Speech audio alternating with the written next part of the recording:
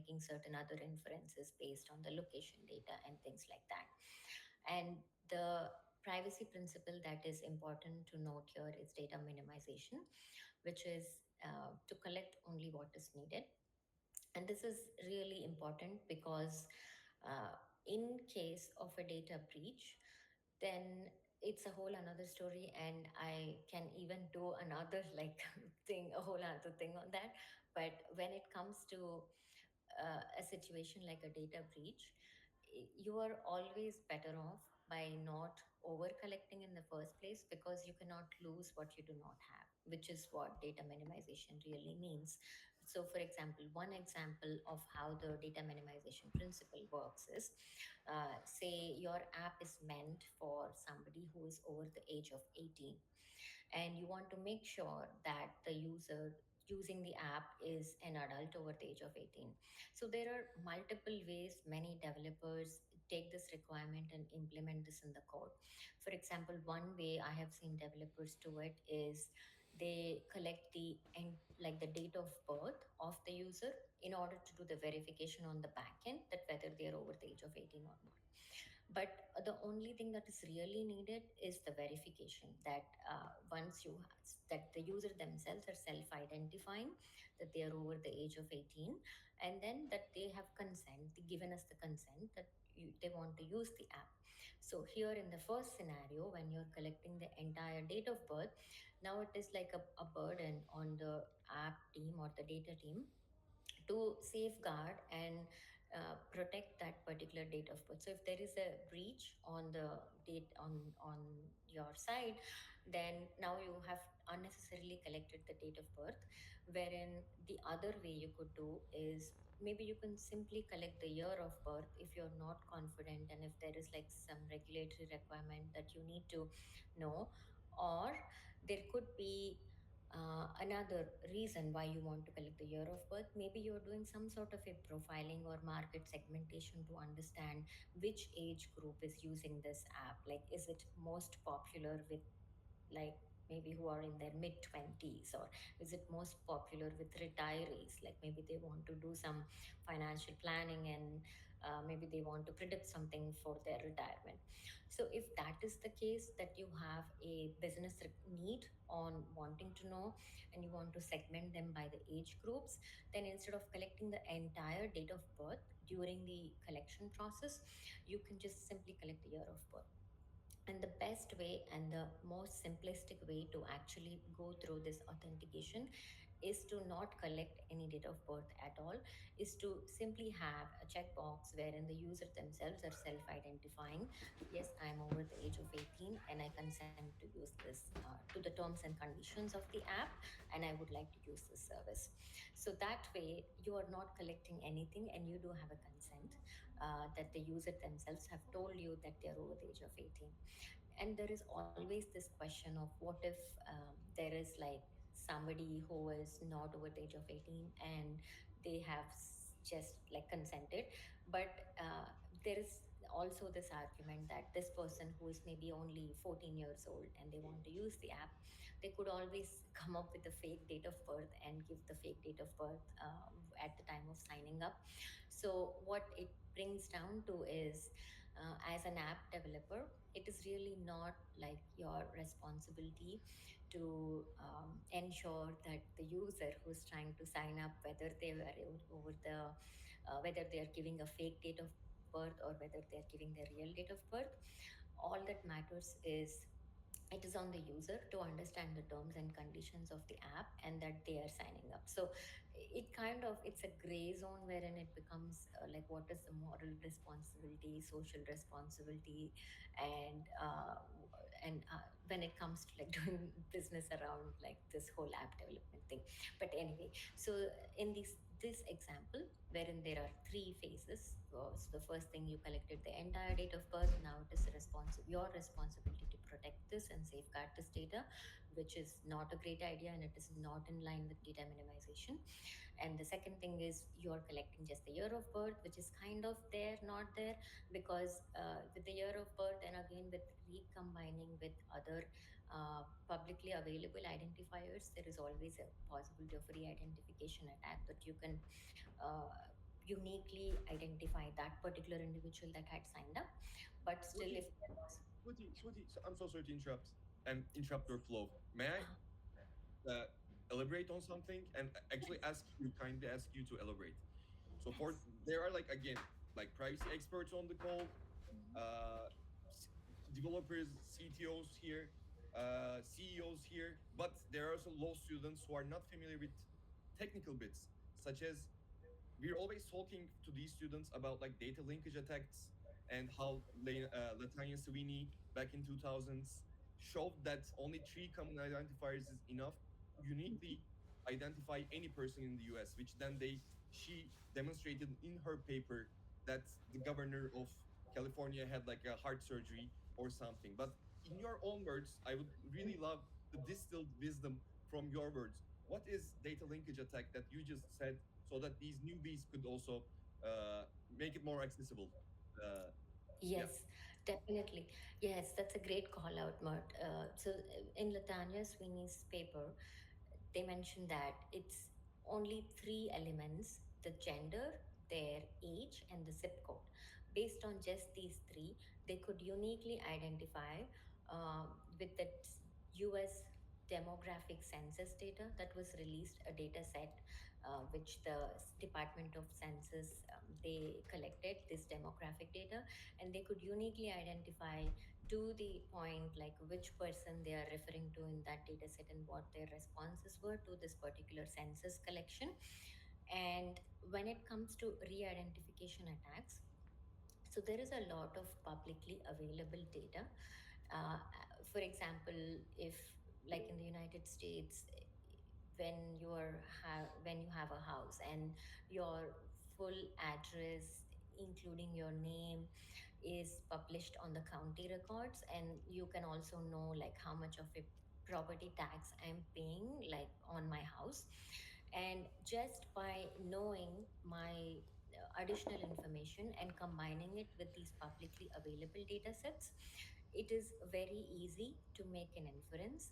And also there are a lot of other data scraping and data brokers that are out there. For example, all of this data that we post every day to the social media, like the metadata behind from where this particular photo was uploaded, also information like on our Spotify list, like what have we been listening to, or the podcast, what. So there is a lot that can be inferred, and to the extent that we can also get to know their like sexual orientation and the really personal data which we would not like want to uh, announce or want others to know about these sort of things. All of these could be like inferred by combining little bits and pieces of data that is like available on the internet. So if we could look at it like so we have like our physical body, and then we have like a digital body which is like our presence on the internet. Digital And twin, right? A digital twin per se. I'm sorry, can you say that again? A digital twin of us. A digital A twin. digital twin of us, yes, a digital body or a digital twin of us, which is what we are projecting to the outside world. And it is really easy for anybody to like touch and interact with the digital presence or the digital twin or the digital body of us. Yes. Okay, Any so questions so far? By the way, let's ask the audience. Kübra Durmuş, do you have any questions? I'm just gonna like pick names just to hear you talk as well. Kübra or Ebru or Kübra, the other Kübra. Anyone? Any questions? Please shoot out. Don't wait for me or raise your hand. Just open your mic. This is a cozy tower that we are residing in.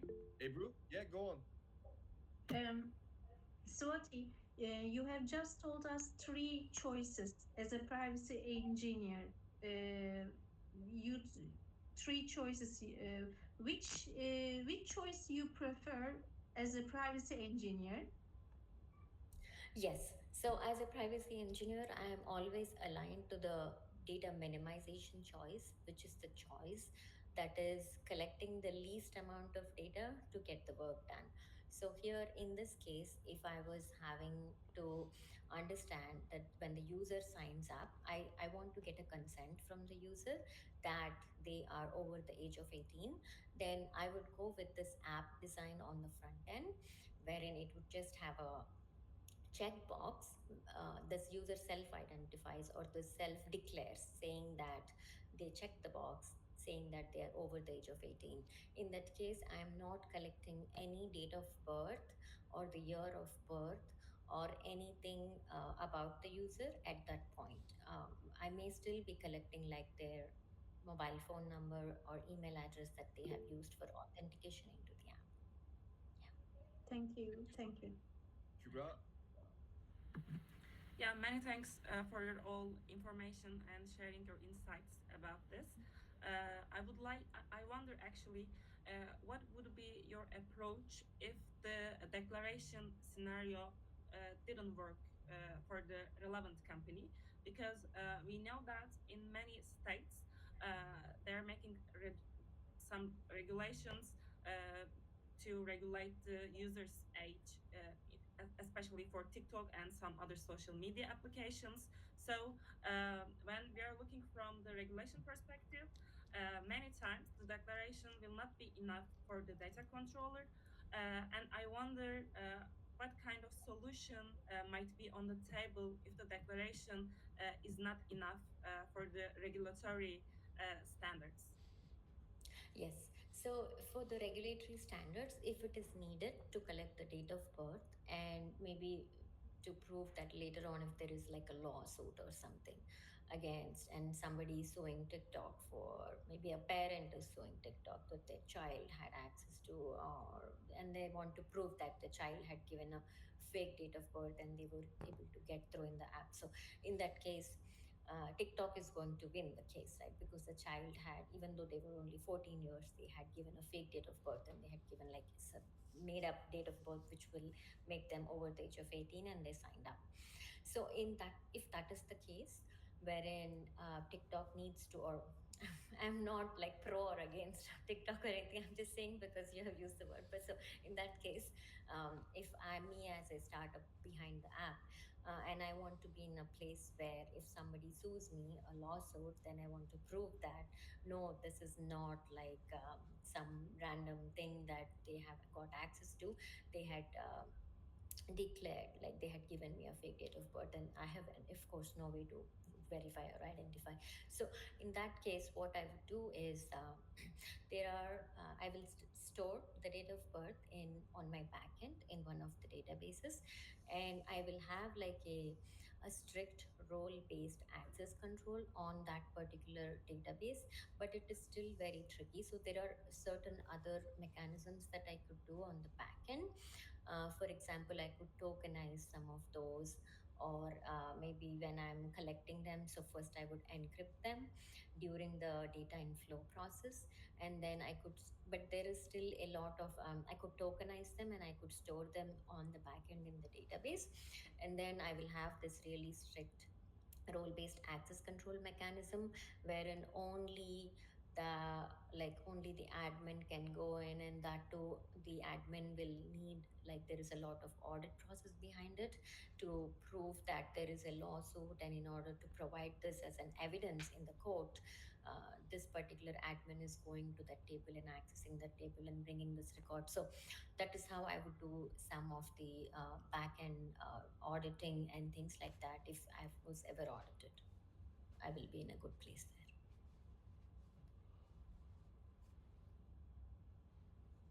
Swati, Many thanks for this.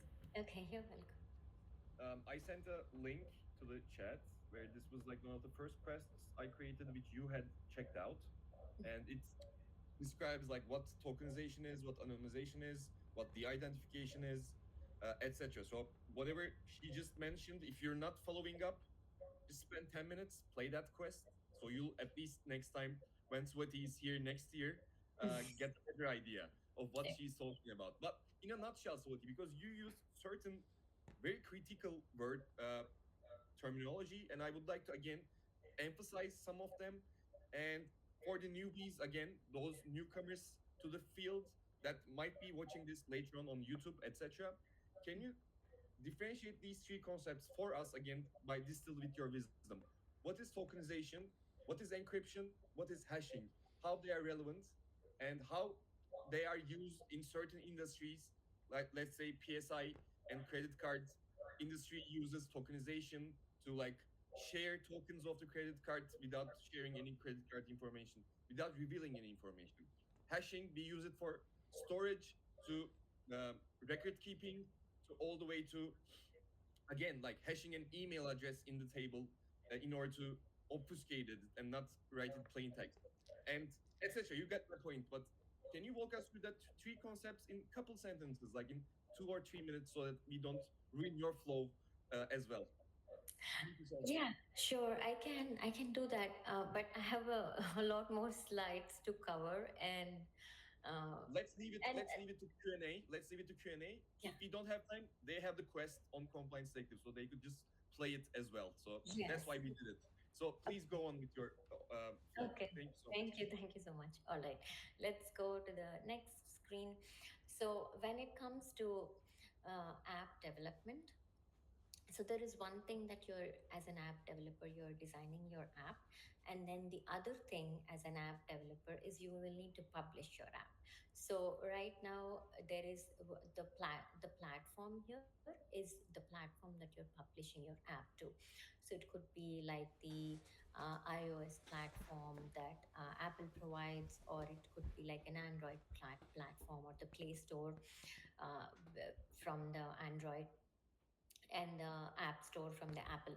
So when it comes to the shared responsibility with the platform, it's very important. And here I have put a link to privacy manifest. So Apple had published, or it said introduced, but it's been introduced like almost 2 years ago. Uh, so in the privacy manifest, you have to, as an app developer, clearly declare what kind of data you are collecting from the user, and what kind of inferences are being made on that data. For example, you may say in your privacy manifest that you are not going to collect any location data. But then when the user downloads the app and starts using the app, and somehow you are now collecting the location data, or maybe you ask the user, can I collect your location data? And the user said yes. So now this is called a, like what you have declared in the privacy manifest, that you will never collect location data, versus after the fact that the users had downloaded, and there is a pop-up that said enable location services while using the app, or just use it this one time, or enable it for every time when the app is open, or every time even when the app is not open. So uh, so this is kind of like not in alignment with what the privacy manifest, in what the, as a developer, you have declared in the privacy manifest.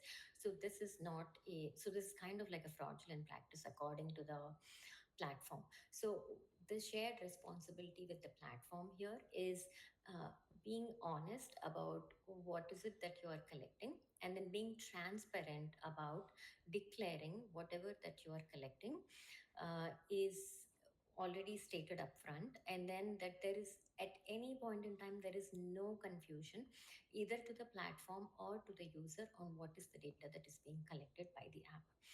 And platforms require additional permissions to ensure that SDKs are not collecting or inferring data that is not transparent to the user.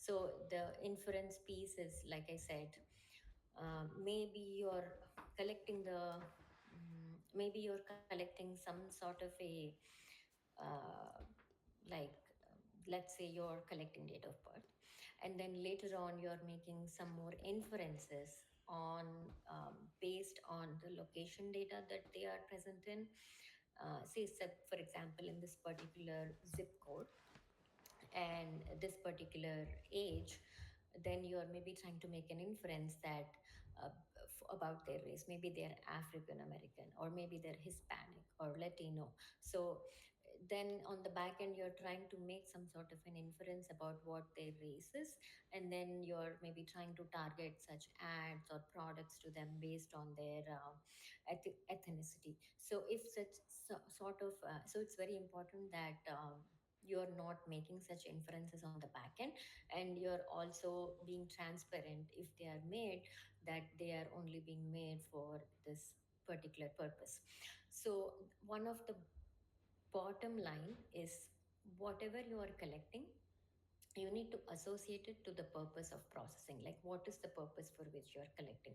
And if any point in time you want to reuse what you have collected for a different purpose, then that needs to actually go back, and you need to get a consent one more time from the user, that uh, now the purpose for which you're collecting the same element is like completely different. For example, and I will quote this example from Twitter, because I have personally worked there.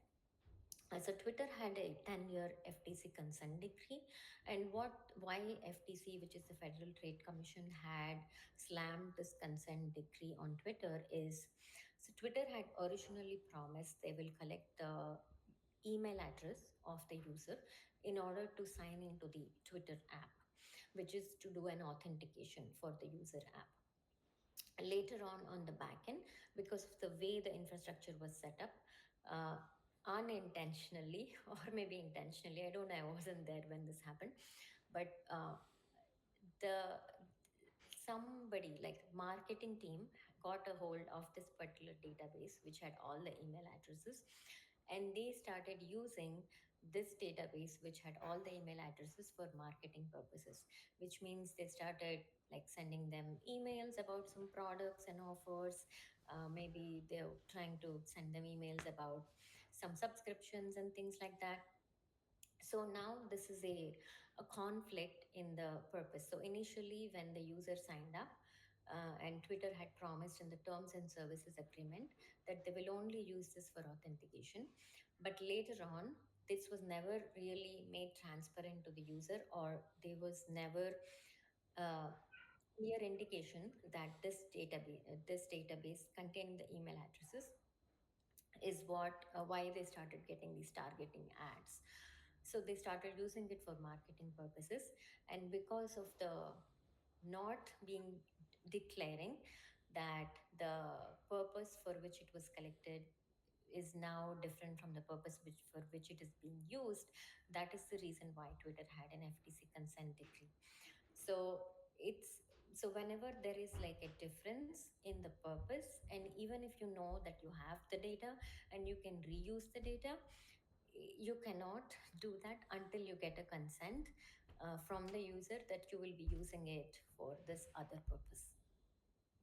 I'll pause there for any questions. Swati. Any Yes. questions, guys? We got Kubra. Go, Tiger.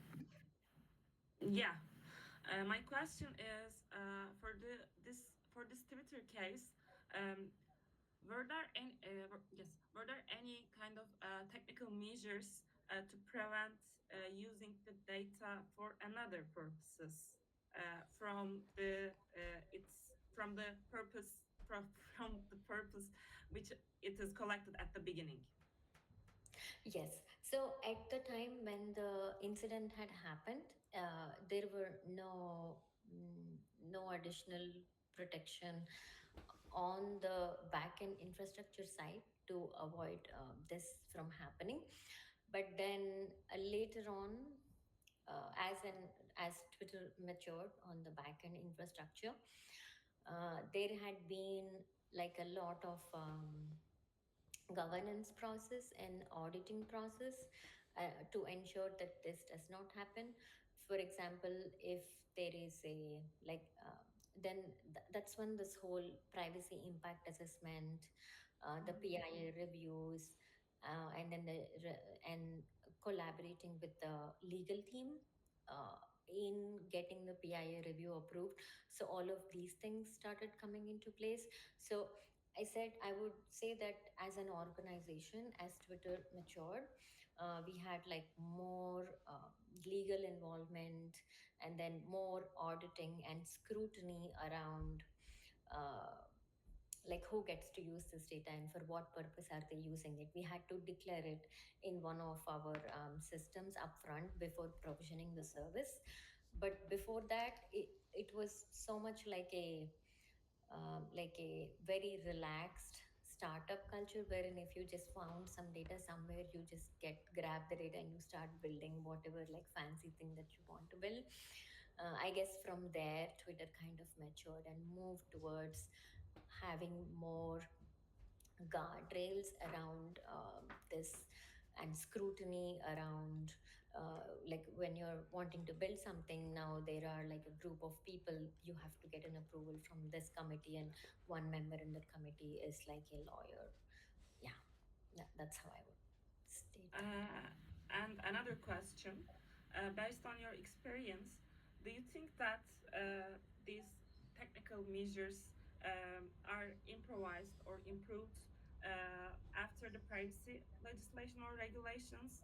For example, or also, I mean, do they take more technical measures after GDPR is applied in a more strict way? Yes, I have definitely seen that, especially for a multinational company which has presence across multiple jurisdictions. I have definitely seen the difference in the interfaces in how, for example, if Twitter had, so if you were like signing into Twitter and the default is opt out, wherein you are opted out of receiving all marketing and email communication, and the user had to explicitly like toggle the button on to opt in if they want to receive marketing email and communication. Whereas on North America side, where it is much less stricter compared to like Europe and the GDPR other jurisdictions, Excuse me, the Swati. default. Sorry to interrupt, but like as far as I know, the last week numbers were 15 states following California now enacted their some sort of privacy laws, and two more on the way. So 17 states.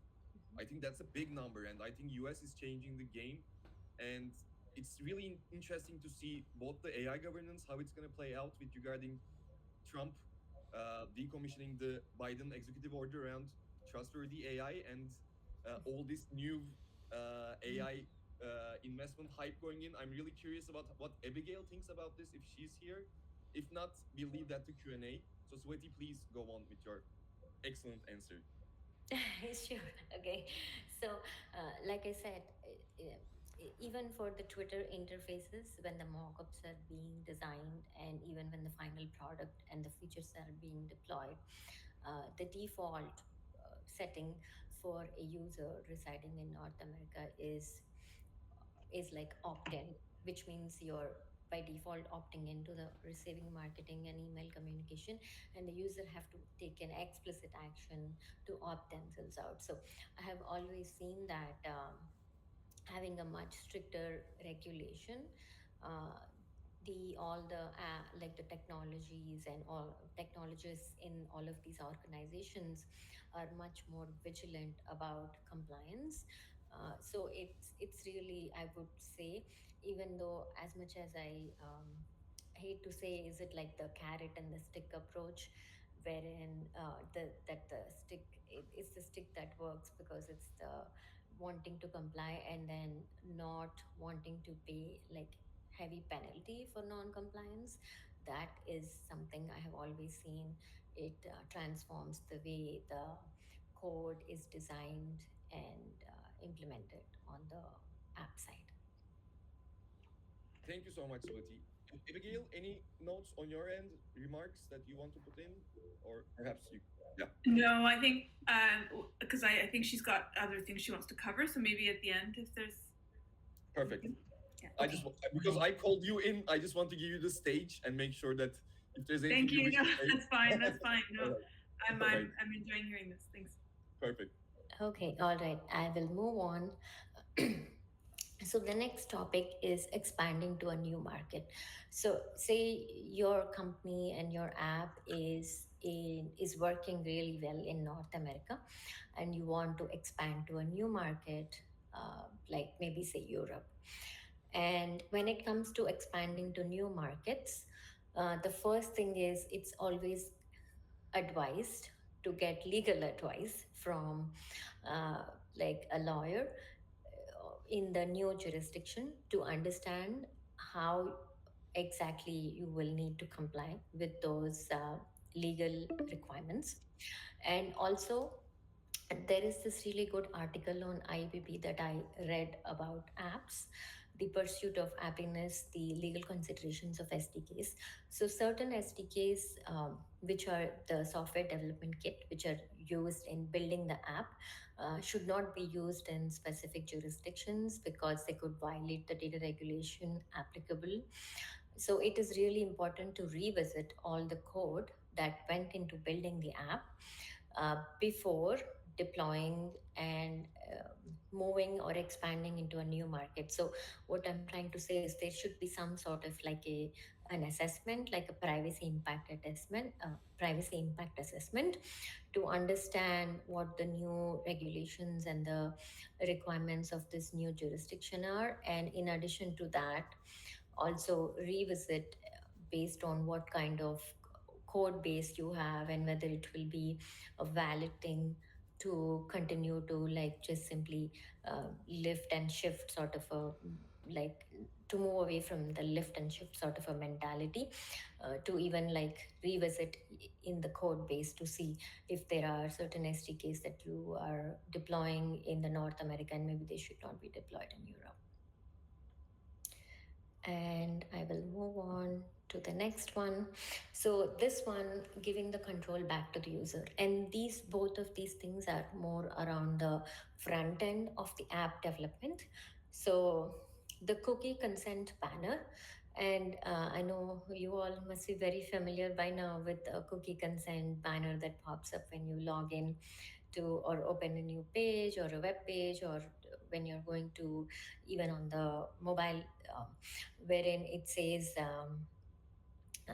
you allow only strictly necessary, or you allow all, or you just reject not the necessary cookies. So having this being displayed correctly and giving the option to the user wherein there is like the either accept or reject.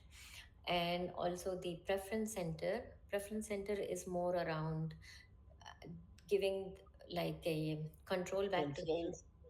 intervenability principle in action, the control of your data, basically. You want to delete it, you want to see it, you want to change it, you want to transfer it, portability, all those kinds of self-service, usable privacy controls would be a good definition, Swati. I just jumped in, but Yes, that would be a good definition. And I do have one more like slide towards the end around the data subject access request, which is where it will be even more relevant about the like the data deletion, rectification, and being able to um, interoperability of the data. So those sort of things. So this particular, yes, I would say it's the usability aspect of it, wherein if I do not want to be on the mailing list anymore, and uh, I just want to unsubscribe. So I can go and set my preferences and adjust my preferences in such a way that I can maybe not want to get a daily digest. Like I don't want to get an email every day. Maybe I want to get have the frequency or be able to adjust, customize my preferences. Maybe I just want to get a monthly digest. I want to listen, get hear from from this company once a month.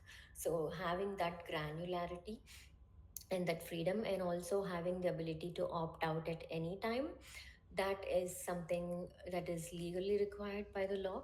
That it's not like a dark pattern wherein we have only signed the user in and they have like no way to opt out or get out of this loop. So those are some of the things as an app developer they are important. And anything else to want to add, Mert, or I will move on to the next one. nope. Thank you, Swati. Okay. Just a kindly reminder, we only have 12 minutes left and we're like a little strict on timing because we're putting this on YouTube for those who have missed today. So a kindly reminder on the time boundness, and stage is yours. Okay, thank you. All right. So this is the one that we mentioned earlier, which is the data subject access right. So when it comes to complying with GDPR and also a lot of other state laws, like which Mert had mentioned, close to 17 states, and almost all the state laws are very much in line and in some flavor of the data subject access right, wherein we want to give the user the ability to be able to delete their own data. And when it comes to the user, when they submit a data subject access right request, so first is we have to give them an interface to be able to do so, that they submit this DSAR request. And the next thing is to have a comprehensive delete protocol on the backend. So, what a comprehensive delete protocol means is before deleting the data of the user, first we need to understand if there are some sort of like a legal hold on this data. If you remember, we earlier talked about this, like this little TikTok example, and somebody who was age of 14 trying to fake that they were over the age of 18, and they gave a fake date of birth and they signed up. So now there is a court case in the law, in the court, and there's a lawsuit. So in that particular case, even if I get a delete request from this 14-year-old who wants to delete their data from my app, because there is an active lawsuit, I will have to somehow uh, have a mechanism on the back end to not delete this data when there is like a lawsuit or for a legal requirement, that I will retain this data for longer. So there needs to be like some sort of an exception I need to make on the back end. And uh, and let's say there is no it's like all clear, it's all clean to be able to delete. There are like no legal holds or litigation holds on this data. Then I will have to ensure that this data gets deleted from all of my backend systems. And also if there are any backups or in the logs, that I'm scrubbing those logs as well. And I have to also, as a I'm the controller of the data here, where I'm the primary person who is collecting the data, and I will have to relay that I received this DSAR request to my processors, who are like my third parties who may be processing this data on my behalf. So my processors, even though I will have to send this signal to my processors and ensure that I get a positive signal or a response back from my processor stating that the deletion from my third party processors is successful as well. And also if there is any inferred data that I may have inferred earlier, for example based on their date of, like year of birth, and their gender, I'm now, or maybe their zip code, I'm now guessing what their gender is. uh, Swati, again, sorry to interrupt, but what do you mean by infer? Can you again give us a for dummies 101? Just as like there's lots of law students here who might not be familiar with the term inferring. yes, yes. So by the term inferred, what I mean is I'm not exactly collecting the data points, but I am making a guess based on the data that I have collected and the data that is publicly available. So, for example, the fact that I have a house and I pay property tax, this data is a publicly available data that is published by the court, or by the county that I live in, on the website. So if you go to the county's website and if you search for my name, my full name, it gives you my full name, my house address, and it gives you how much property tax I paid last year. Now, let's say the app is only collecting it's only collecting like my um, it's only collecting like my date of birth, let's say. And somehow, if you're able to um, tie this date of birth to and then the location data. So let's say the app is also collecting location data, and I'm always maybe using the app from my home, which is like my home address, the zip code is the same. So now if somebody on the back end can combine these two, like my date of birth and my location zip code, and then combine it with this publicly available data set that is published by the county, they can make an inference that this person who is of the gender female and with this zip code, it's most likely that they are residing in this house address. So it is like combining with, even though I'm not primarily collecting those data elements with these other publicly available data sets, once I combine them, I can make my data set a lot more richer, and I can make more inferences about this person. So like during this whole process, we have never talked about the gender of the person, of the user. But then now, once you have collected just my date of birth and my zip code, by combining to the county set, on the county it is mentioned that I'm identifying myself as gender female. So now you already know like my full name and my gender identity and my other things, which are all like protected attributes about me. Thank you so much, Swati. So basically, it's re-identification attacks are what we're meaning. And basically, in the previous talk, we mentioned Latanya Sweeney and her amazing work, where you only need three identifiers from different data sources. And when you put those zip code, address, and something, you can even identify the governor of California having a heart surgery. So it allows you to identify by combining multiple data sets. A much easier, perhaps, um, inference example might be on a sensitive data is like I'm downloaded Bumble or Tinder, a dating app, and I'm just looking at girls. So basically, I didn't mention my sexual orientation, what I'm interested in, but as I am looking at only the female profiles, Bumble or Tinder can infer, can understand that my sexual orientation is towards women. And that's an inference example in a nutshell. I'm so sorry. I asked the question. I'm even uh, consuming more time, your precious time. We only have 4 minutes, Swati, but I will use this as a this crisis management. I'll turn this into an opportunity. That's a great entrepreneur does. So I would like to welcome you if everyone on board is give me their thumbs up to support me to invite you to another fireside chat next week or the other so that we could continue this and also do have like a Q&A session where we could just have like this friendly chat, two-way interactions. How does that sound for you? And what is the date? Before I leave this call, I want a date from you. Okay, yeah, we can talk. I think that was the last thing. Oh no, I was like, okay, let me I cover know. this, and There then are, this is the last slide, and then I have the thank you slide. So let's use the rest, like the 2 minutes to go through this slide, and then we can talk about the date for the Q&A. Okay, so here I have as a summary. This is a summary slide, the app developer's responsibility. So here I am highlighting all the things that we already talked about. So this is like a reintegration of all the knowledge that was gained in this past 1 hour that we have been talking.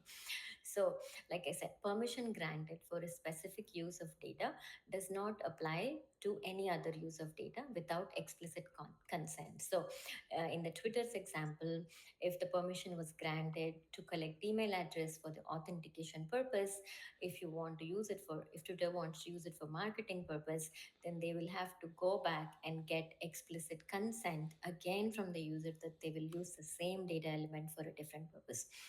And then the second takeaway is the developer's intention with the platform and the user should remain clear throughout the process of data collection. Again, it's the same thing, wherein if you are stating in the privacy manifest that you are not collecting location data, but then once the user downloads the app and then you're giving them a pop-up stating uh, give give them permission to collect the location data while using the app or just this one time. So then there is like a conflict of interest on what was stated.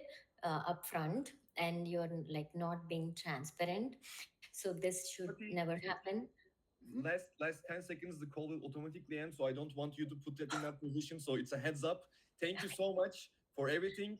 We'll see you on Slack sub community. People will reach out to you there, so keep an eye on there. And thank you everyone for today's amazing collaboration and attendance. Take care, guys. Okay, See thank you on you. Privacy Village. Bye bye, Swati. Thank you so much. Bye. Thank Bye. you.